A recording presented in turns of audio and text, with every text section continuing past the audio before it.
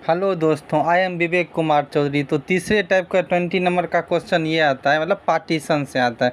कब पार्टीशन हुआ, कब पार्टीशन नहीं हुआ। ऐसे कि क्वेश्चन नंबर 4 ऑफ 2016 का देखें तो इस टाइप का क्वेश्चन हर साल आता है। जैसे क्या हो गया, ये मिताक्षरा कोपासनरी लिविंग इन, ये टॉप मतलब चैप्टर 3 का क्वेश्चन इससे आता है। इसलिए बोले आप लोगों को फैमिली लॉ में कंसेप्ट ज़्यादा इंपॉर्टेंट है। केस भी इंपॉर्टेंट है बट कंसेप्ट ज़्यादा इंपॉर्टेंट है। ये नहीं है आप लोगों को केस छोड़ना है, केस भी आप लोगों को करना है। तो कि क्या क्वेश्चन है, a Mitakshara coparcenary living in Delhi consisting of Ajit and his son Rohit and Rajat. Rohit was employed at Bangalore on 1/1/2000. He addressed a registered letter to Ajit and Rajat expressing his intention to separate from the joint family. On 2/1/2000 he executed a will bequeathing his मतलब interest in favor of his wife Sena. On 3/1/2000 Ajit sold the joint Hindu property for discharging binding family debt. On 4/1/2000 Rohit died in road accident. On 6/1/2000 letter written by Rohit reached to Ajit and Rajat. Examine whether Sena is entitled to the share of the Rohit in the above situation. और दूसरा case है, will it make any difference in your answer if Rohit has executed the will in 1952 and died a few days later without separating from the family। तो इस type का question है, तो कैसे करना।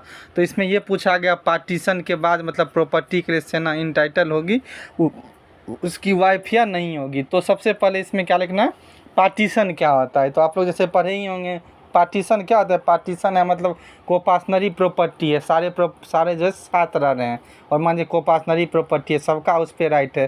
जैसे आपको बता दें कोपासनरी में क्या होता है, बाय बर्थ ही मिल जाता है राइट। तो पार्टीशन क्या है, मतलब आपका इंटेंशन है जो अब हम इस कोपासनरी प्रॉपर्टी मतलब प्रॉपर्टी में अपना हिस्सा ले लें। अब हम जो है जॉइंट हिंदू फैमिली से हट जाएं, हम अपना हिस्सा लें। जैसे आप लोग भी मतलब वो जब जैसे भाई भाई में झगड़ा होता है तो क्या कर लेता है, बंटवारा कर लिया होता है। तो जैसे मान लीजिए एक मतलब पिताजी हैं, एक ताऊ जी हैं, एक और जो है लड़का है, तो क्या होगा, तीनों में अपना बंटवारा कर लेंगे। तो पार्टीशन मतलब क्या होता है, इंटेंशन ये है मतलब कोपासनरी प्रॉपर्टी का बंटवारा करना। तो पार्टीशन से क्या होता है, फैमिली का जो जॉइंट स्टेटस है वो कहीं ना कहीं ख़त्म हो जाता है।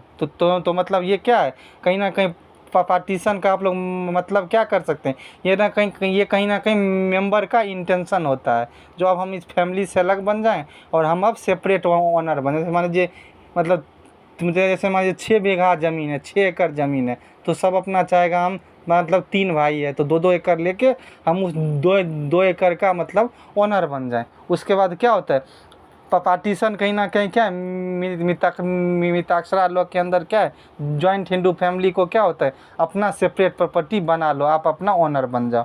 तो ये मतलब होता है, इसका मतलब ये होता है जो मतलब जैसे मान लीजिए 3 मतलब भाई है एक फैमिली में, अगर मान लीजिए एक भी चाहता है कि हम पार्टीशन कर लें तो सारे मेंबर की कंसेंट की कोई ज़रूरत नहीं है। भाई अगर तुम दोनों को चाहे तो तुम दोनों साथ रहो, 6 एकड़ ज़मीन है, 2 एकड़ हमारा हमको दे दो और 4 एकड़ में तुम लोग अपना साथ रहो। तो किसी को अगर पार्टीशन करने का मन होगा तो दूसरे मेंबर की कंसेंट की कोई ज़रूरी नहीं है।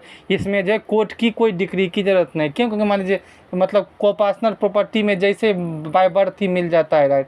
6 एकड़ ज़मीन है, मान लीजिए 3 भाई है तो 2-2 एकड़ तीनों का मतलब वो है, तीनों का शेयर है। अगर मान लीजिए किसी को अगर पार्टीशन करना है तो 2 एकड़ लेके अपना अलग हो जाए, तो इसमें कोर्ट की डिग्री की कोई ज़रूरत नहीं होती है। तो मतलब पार्टीशन किस किस चीज़ का हो सकता है, इमूवेबल प्रॉपर्टी का भी हो सकता है, मूवेबल प्रॉपर्टी का। जैसे मान लीजिए कई सारे गोल्ड हैं या हमारी LIC हो गया, इस प्रकार का कोई बॉन्ड उंड है तो उसका भी क्या हो सकता है, पार्टीशन हो सकता है। तो मतलब पार्टीशन का थोड़ा बहुत कंसेप्ट और समझ लेते हैं। पार्टीशन जैसे मान पार्टीशन में क्या हुआ, मतलब सबको मतलब इक्वल अपना शेयर मिलेगा। लेकिन जैसे कुछ ऐसे प्रॉपर्टी हैं जैसे गाड़ी हो गया, जैसे बाइकल बोलते हैं, वेल हो गया, मतलब ये कुआं हो गया, जैसे मान लीजिए ये जैसे सीढ़ियाँ हो गई या फर्नीचर हो गया, एनिमल हो गया या भगवान का कोई मूर्ति हो गया, तो इस सब चीज़ का पार्टीशन हो नहीं सके। मान लीजिए स्टेयर्स है, उसका पार्टीशन कैसे करें? मान लीजिए 3 भाई है, 3 फ्लोर है, तो एक एक फ्लोर तीनों को बांट लिया, और एक भाई बोलेगा हमको सीढ़ी दे दो, तो दूसरे को तो सेकेंड और थर्ड पे जाने ही नहीं देगा, इसलिए सीढ़ी हो गया। जैसे वेल हो गया, तो भाई सब मतलब पानी पियो, इस सब का क्या होता है? पार्टीशन नहीं होता है। तो इतना आप लोग समझ गए होंगे। अब जो पार्टीशन के लिए 3 लॉ होता है, 3 पार्टीशन आपको करना है तो 3 आपका चीज़ है, 3 आप लोग एग्जाम में भी लिखेंगे। पहला क्या? Formation of an intention to separate from the joint family, ये लिखना है। दूसरा क्या? An unequal unilateral and definite declaration of his intention to separate. तीसरा क्या? Sufficient communication of this intention to the karta and if he is unable to do other को partner. सबसे पहले क्या होना चाहिए?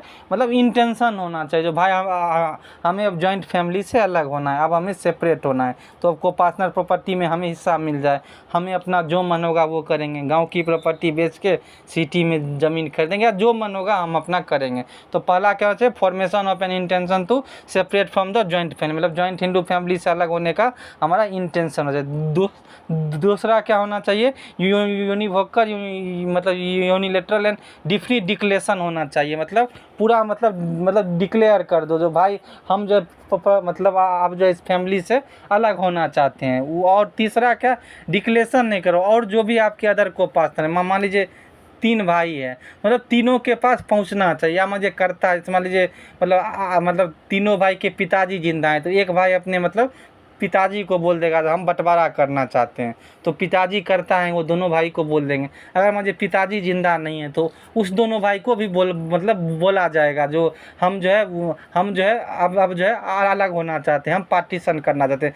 जब तक जो अदर को पार्टनर को आप मतलब वो नहीं करोगे, इन्फॉर्म नहीं करोगे, जब तक वहाँ उसके पास सूचना रहेगा तब तक पार्टीशन माना नहीं जाता है। तो आप लोग समझ गए क्या होना चाहिए? इंटेंशन होना चाहिए, इंटेंशन डिफिनिट होना चाहिए, और तीसरा क्या? सफिशिएंट कम्युनिकेशन होना चाहिए, दूसरे मेंबर को भी पता होना चाहिए जो ये जो बंदा है अलग हो रहा है। अगर 3 भाई हैं तो एक भाई को पता, मतलब दोनों भाई को पता होना चाहिए जो हमारा तीसरा भाई वो अलग हो रहा है। या तो आप सारे को पार्टनर को बता दो, या फैमिली के मेंबर जो करता है, जो सबसे बड़ा है, जो मतलब जैसे हम लोग पढ़े थे पिछले फर्स्ट क्वेश्चन में, कर्ता को बता दो, वो अपना सारे मेंबर को बता देगा। तो मतलब कर्ता को बता दो या सारे को पार्टनर को। अब इस क्वेश्चन में आते हैं। इस क्वेश्चन में क्या था? एक माँ जो दिल्ली में थी, दिल्ली में एक प्रॉपर्टी है, उसके 3 मतलब को पार्टनर हैं, अजीत, रोहित, राजा, तो तीनों का प्रॉपर्टी में होगा राइट। अब क्या करता है? रोहित भाई बंगलोर चले जाते हैं, और जो एक 2000 को वो क्या करते हैं? अजीत और रजत को लिखते हैं, लेटर लिखते हैं बंगलोर से दिल्ली, जो हम चाहते हैं जो हम प्रॉपर्टी से मतलब अब जो है पार्टीशन कर लें। इतना ठीक है। और 2 तारीख को, उसके एक दिन बाद जो है वो विल जो है अपने वाइफ के नाम पे लिख देते हैं, और 3 तारीख को जो है वो प्रॉपर्टी बेच के और अपना डेप्ट चुका लेते हैं, और 4 तारीख के रोहित जी की डेथ हो जाती है। बट इनका इंटेंशन, क्योंकि जब मतलब कोई भी कितना भी स्पीड पोस्ट भी करिएगा तो पत्र आने में 4 से 5 दिन लग ही जाता है, और सारे को पार्टनर को ये बात 6 तारीख को पता चलता है बाई पोस्ट। तो मतलब ये होता है जो सीना क्या उसको मतलब प्रॉपर्टी मिलेगा या नहीं मिलेगा। जैसे आप लोगों को बताए थे, मतलब पार्टीशन के लिए क्या मतलब होना चाहिए? फॉर्मेशन ऑफ इंटेंशन होना चाहिए, वो तो है। उसके बाद डिफिनिट डिक्लेरेशन होना चाहिए, वो भी है। लेकिन तीसरा है सफिशिएंट कम्युनिकेशन। सफिशिएंट कम्युनिकेशन कब हुआ है? 6 तारीख को हुआ है। 6 तारीख के बाद माना जाएगा जो पार्टीशन हुआ, मतलब 6 तारीख से पहले नहीं माना जाएगा पार्टीशन हुआ। तो विल ये कब बना दिया गया वाइफ के नाम से? 2 ही तारीख को, 2 तारीख को। तो ये विल मतलब वैलिड होगा? ये विल वैलिड नहीं, ये विल वाइड मतलब वाइड होगा, मतलब ये इस विल की कोई वैल्यू नहीं। विल की वैल्यू कब होगी? 6 तारीख के बाद, जब मतलब अदर को पार्टनर को पता लग गया जो भाई हमारा तीसरा जो बंगलोर वाला भाई है, वो बंगलोर वाला जो को पार्टनर है वो कहीं ना कहीं पार्टीशन चाहता है। तो 6 तारीख के बाद अगर वो अपने वाइफ के नाम से बिल बनाता तब तो उसे मिलती, लेकिन जो है वाइफ के नाम से जो है उसने 2 तारीख को ही बना दिया, मतलब इंटेंशन पहुंचने के 4 दिन पहले। तो उसके वाइफ को क्या होगा? इस विल की कोई वैल्यू नहीं होगी। इतना आप लोग समझ गए?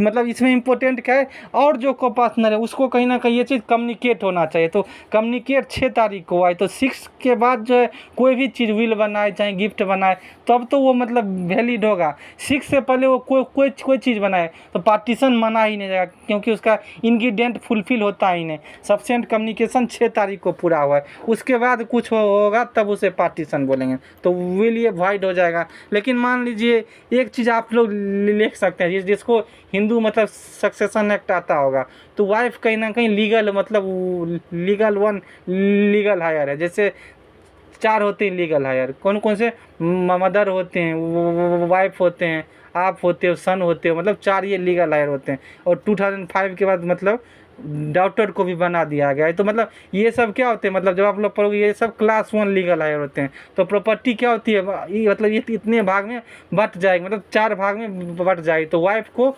1/4 मिल सकता है, मतलब किससे, क्लास 1 लीगल हायर से। बट इस विल की वैल्यू कोई नहीं होगी। अगर मान लीजिए विल की वैल्यू होती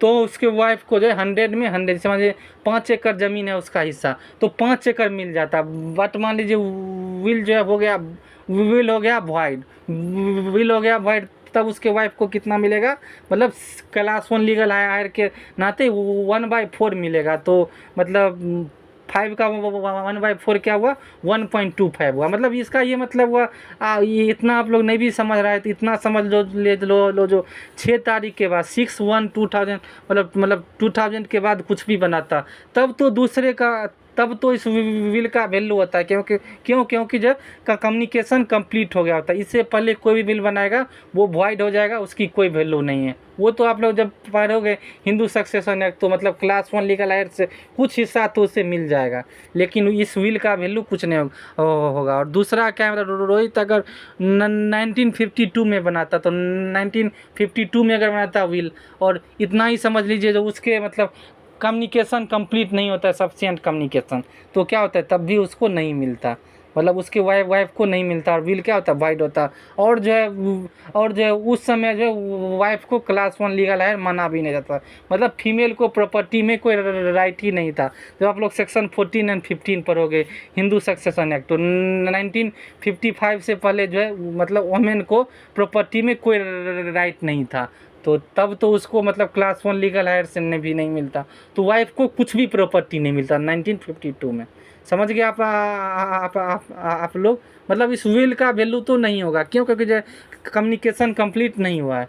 तो आप लोग पार्टीशन का क्वेश्चन कर लेंगे। अगर कोई डाउट हो तो मेरा व्हाट्सएप नंबर है 7291899249, तो आप लोग इस व्हाट्सएप पे पूछ सकते हैं। अगर हमारा चैनल हेल्पफुल, अगर हमारा वीडियो हेल्पफुल लगे तो हमारे चैनल को सब्सक्राइब जरूर कर देना। हमारे साथ जुड़ोगे तो ये चैनल आप लोगों को जुडिशरी, APO, LLM एंड जो भी मतलब वो वैकेंसी सब आती है तो सब सारा आप लोग अपडेट मिलता रहेगा। तो हमारे चैनल को सब्सक्राइब कीजिए एंड VKC लीगल के साथ जुड़िए। Thank you guys.